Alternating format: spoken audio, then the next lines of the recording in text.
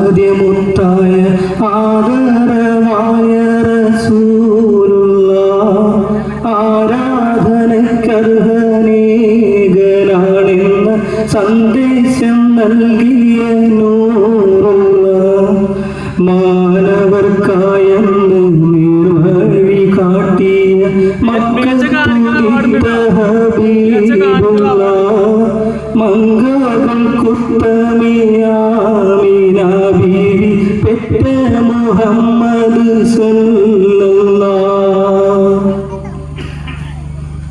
ഒരു നബിയും അബൂബക്കർ സിദ്ദീഖും ഒരുമിച്ചവർ സ്വർഗ്ഗയിൽ പ്രവേശിച്ച് സിദ്ദീഖുൽ അക്ബറിൽ മടിയിൽ തലവെച്ച് അന്ത്യപ്രവാചകൻ നിദ്രയെ പ്രാപിച്ച് ചന്ദ്രവദനം കണ്ടു സിദ്ദീഖൊരു പുഞ്ചിരി തൂകുന്നുണ്ട്.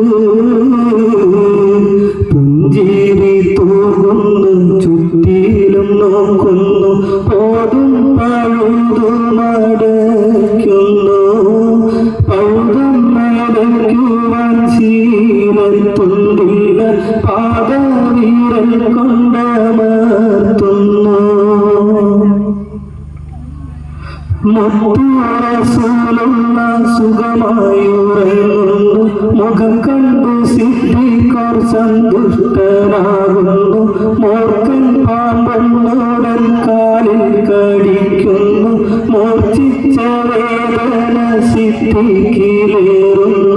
നബിയെ ഉണർത്തിയില്ല, സിദ്ദീഖൊരു വേദന മാറുന്നില്ല.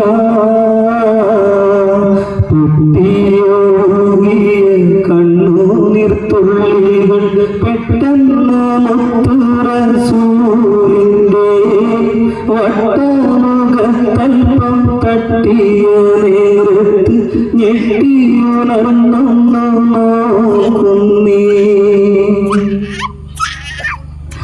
എന്താ സിദ്ദീഖോരെ നിങ്ങൾ കരയുന്നു, എന്റെ പീണഞ്ഞെന്ന് ചൊല്ലുവിൻ പെട്ടെന്ന്.